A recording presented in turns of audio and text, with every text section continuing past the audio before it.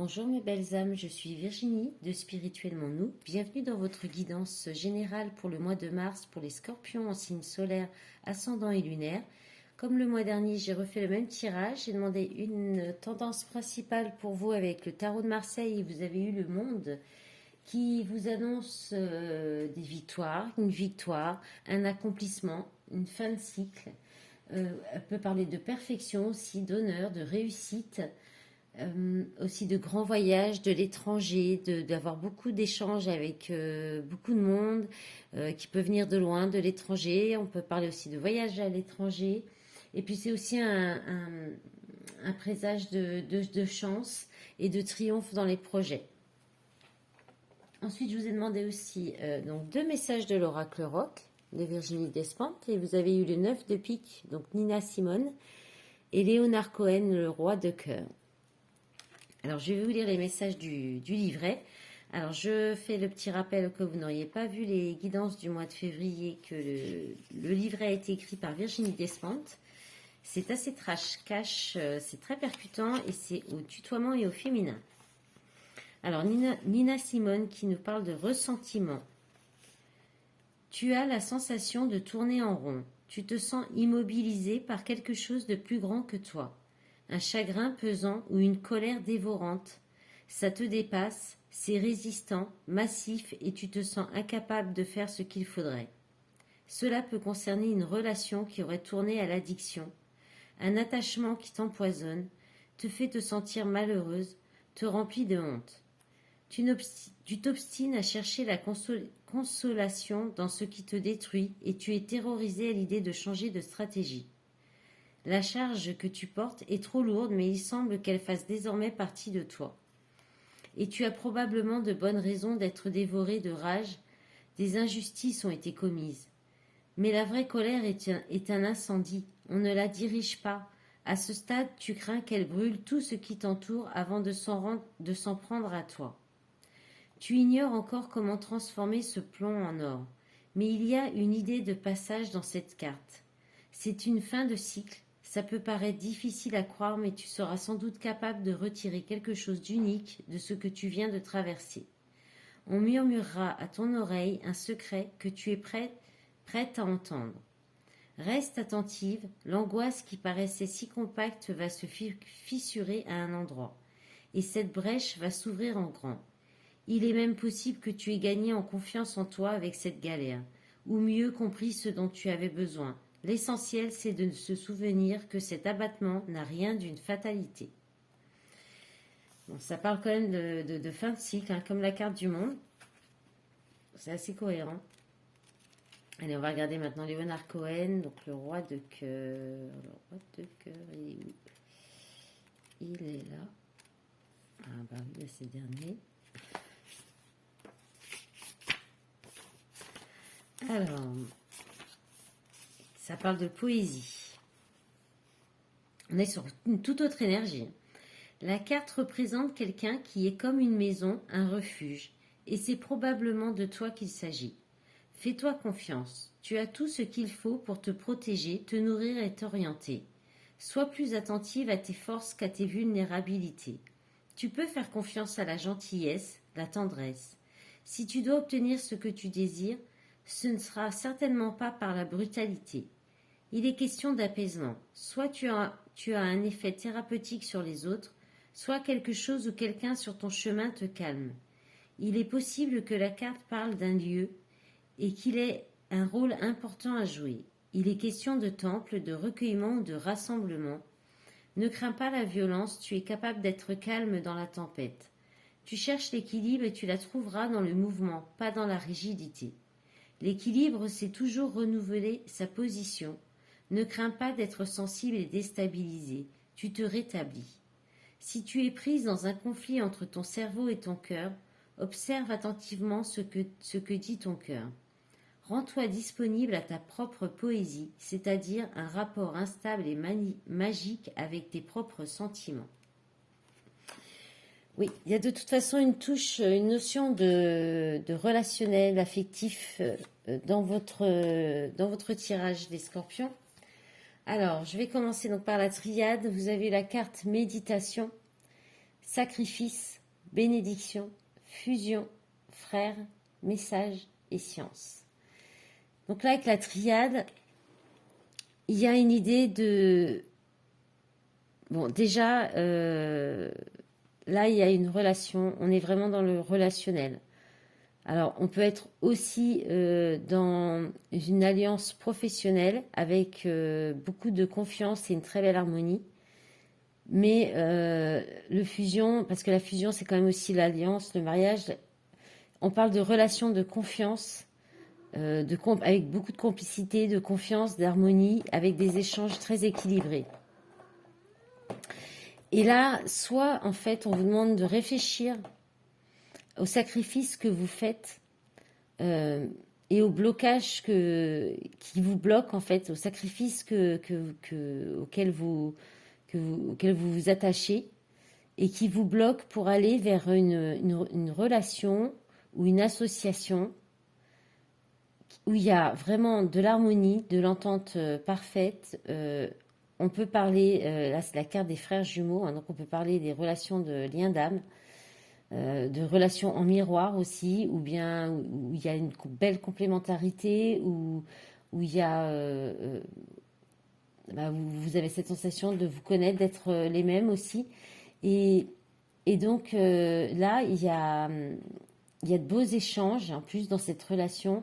Il y a de beaux échanges, c'est équilibré, c'est enrichissant. Il y a des discussions enrichissantes vous apprenez, ça vous apporte l'enrichissement personnel et aussi des nouvelles connaissances. Donc, on vous demande de réfléchir pourquoi vous sacrifiez cette relation ou pourquoi vous vous sacrifiez pour cette relation. Alors, non, pardon, pas pour cette relation, il y a un sacrifice, un don de soi. Alors peut-être par contre au niveau spirituel, on peut être aussi sur le fait de donner beaucoup de vous-même pour la spiritualité, dans le but de vous accomplir personnellement pour aller vers cette relation que peut-être déjà existante ou que vous connaissez déjà cette personne en face et que vous travaillez très fortement pour aller vers ça.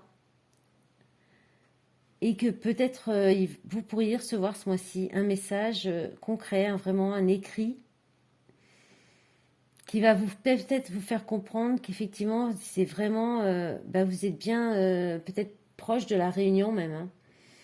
On peut parler de ça. Et aussi, on peut parler aussi de don de soi pour la spiritualité. Pour vous apporter une autonomie, pour vous apporter une indépendance, une liberté aussi.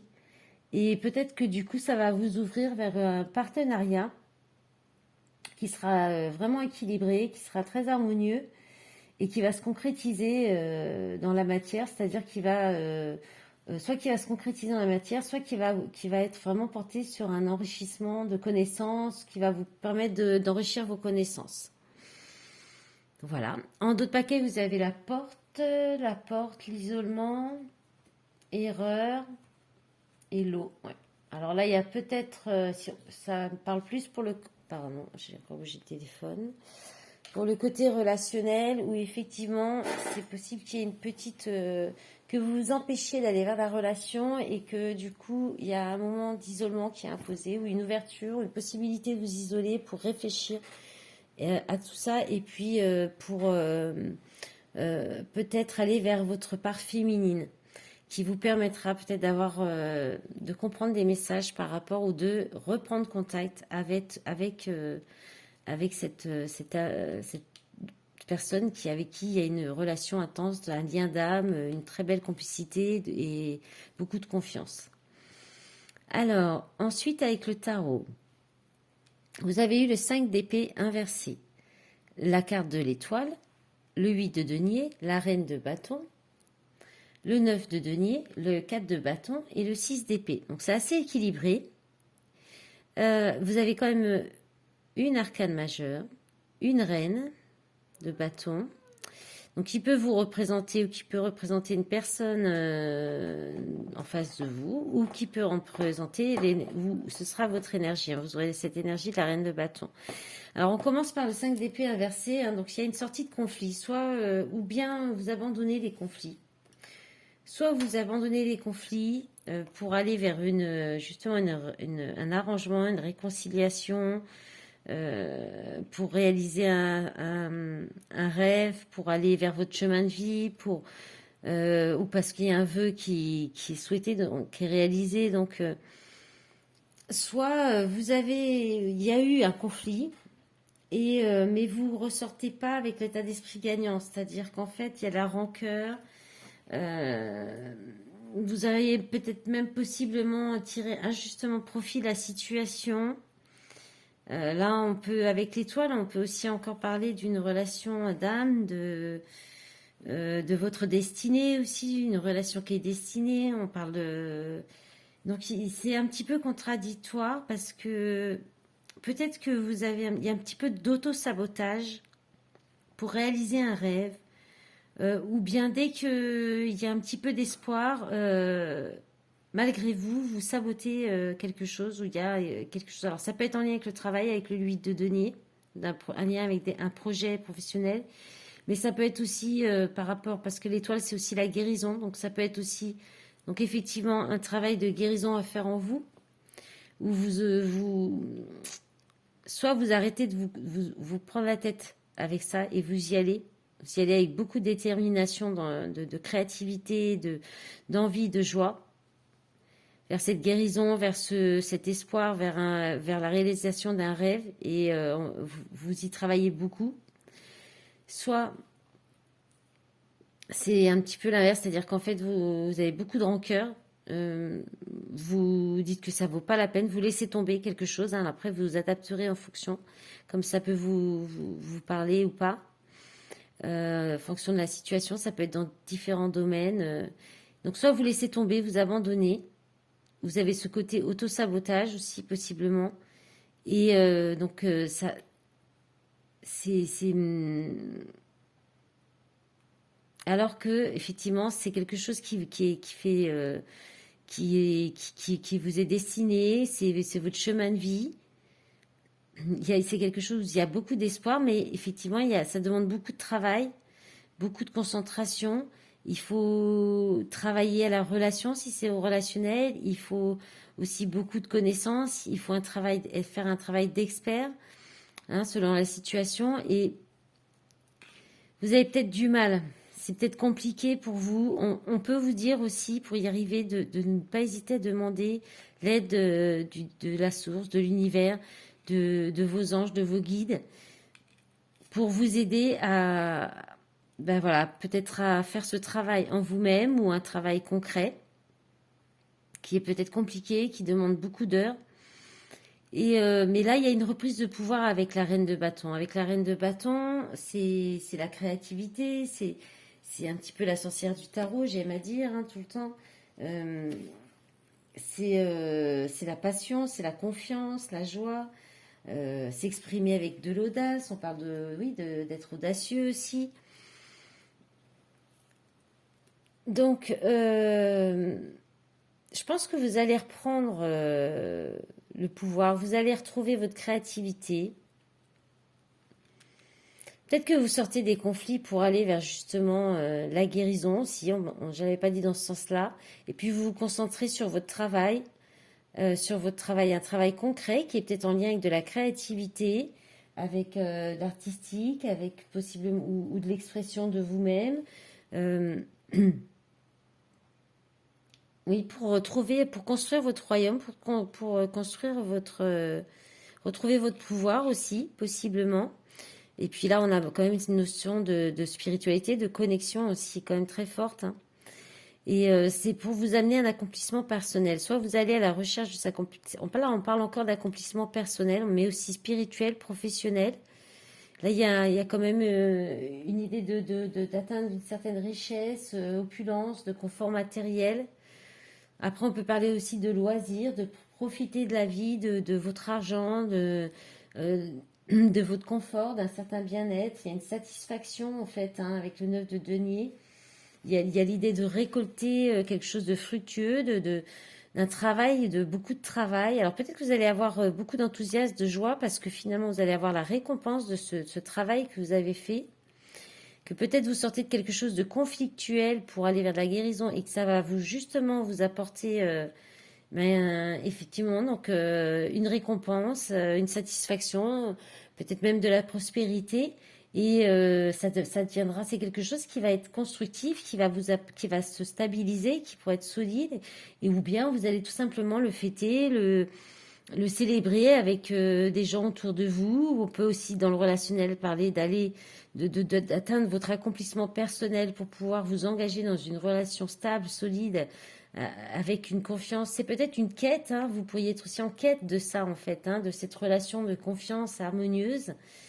Et en fait, ça va être possible parce que soit vous aurez changé votre point de vue par rapport à ça, à quelque chose, donc cette guérison qui vous aide à... Soit vous vous faites aider par un thérapeute aussi, soit parce que vous quittez quelque chose, soit cet accomplissement personnel, cette construction personnelle, cette stabilité que vous apportez, ça vous permet de quitter une situation où vous n'étiez plus bien, où il y avait justement du conflit, soit vous sortez de tout ça et vous arrivez, parce qu'en fait vous avez très belles énergies là, et à l'extérieur c'est encore un peu compliqué.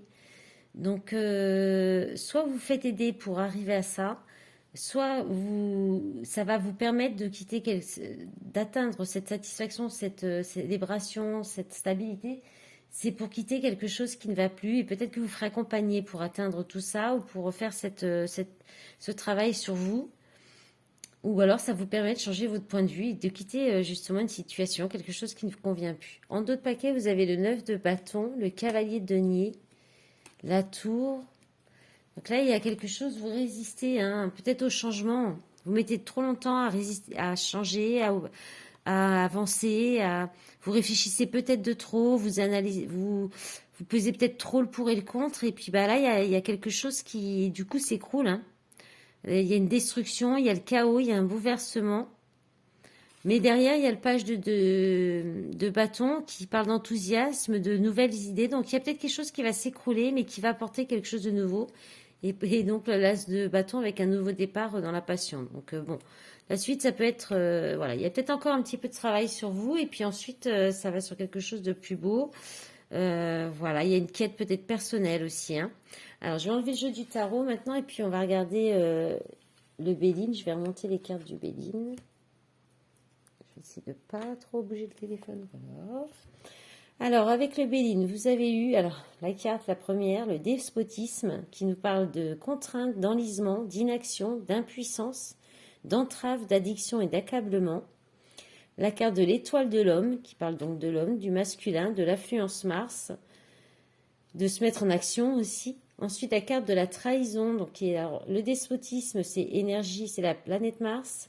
Là, on est dans Mars aussi. Là, on est dans la Lune. Donc, la trahison qui parle de mensonge, d'infidélité, de jalousie, d'énergie négative, de convoitise et de médisance. La carte de la pensée amitié qui vous parle de fidélité, d'accompagnement, de pensée, de souvenir, de sympathie et d'affection. La carte des nouvelles qui vous parle de messages, contacts, dialogue, communication, réponse, révélation, annonce. Et enfin, vous avez une carte en plus qui vous parle de vol, perte, abus de confiance, escroquerie, manipulation, dissimulation, vol. Et vous avez donc là le soleil, Mercure et Mercure encore. Donc là déjà, et en d'autres paquets, vous avez la nativité qui parle de commencement avec le soleil en fait. Alors là déjà, il y a deux cartes qui ne sont pas compatibles ensemble. C'est les deux contraires. Donc voilà, la fidélité, l'infidélité. Hein. Donc vous pourriez avoir deux facettes en vous.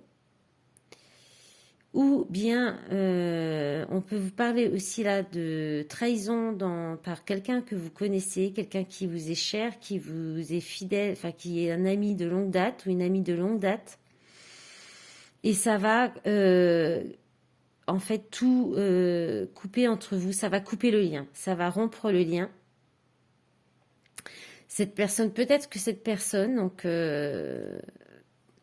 a eu un comportement ou va avoir un comportement vraiment peut-être certainement dans la communication en fait. Il pourrait y avoir une communication qui va être avec de la manipulation, avec peut-être de la dissimulation d'informations, de l'abus de confiance. Je le vois vraiment donc dans cette discussion, ou bien c'est lors de cette discussion, de cet échange avec cet ami ou cet ami IE, sans eux, vous adaptez comme si ça vous parle, vous adaptez selon votre situation. C'est pendant cet échange que je pense que vous allez pouvoir vous prendre conscience de la négativité de cette personne, de peut-être de la jalousie de cette personne ou des mensonges qu'elle fait cette personne. Elle va peut-être se corrompre elle-même. Alors il y a certainement un attachement avec cette personne, un attachement peut-être de l'attachement affectif. Il y a le despotisme, on est sur quelque chose où vous vous enlisez, qui vous enlise, qui vous entrave, et peut-être qui vous accable même complètement, parce que peut-être que même cette personne, elle vous accuse de choses pour vraiment par jalousie et tout ça, ça vous contraint, ça vous enlise, ça vous empêche d'avancer. En d'autres paquets, vous avez donc la nativité, l'argent, les honneurs, découverte, prise de conscience, solution et la carte or. Donc il y a une possibilité je pense qu'il faut couper ce lien avec cette personne avec qui il y a ces conflits, ces abus de confiance, ces mensonges. Parce que derrière, ça va vous ouvrir sur un nouveau commencement, peut-être créatif, encore aussi avec beaucoup d'abondance, de générosité, peut-être d'aller vers de recommencer quelque chose qui sera plus dans vos valeurs. Et là, on a les honneurs, les distinctions, valeurs morales encore qui ressortent. Découverte, prise de conscience, solution, innovation, ressources, vérité. Et la carte bleue, c'est celle qui efface toutes les difficultés. C'est la carte bonus, la carte chance. Voilà mes belles âmes du Scorpion, je vous souhaite un bon mois de mars. Je vous remercie d'avance pour tous les j'aime, votre soutien avec les j'aime, les commentaires, les abonnements à ma chaîne. Si vous souhaitez une guidance privée, vous avez tous les renseignements en dessous de la vidéo. Je vous souhaite un bon mois de mars, à bientôt, au revoir.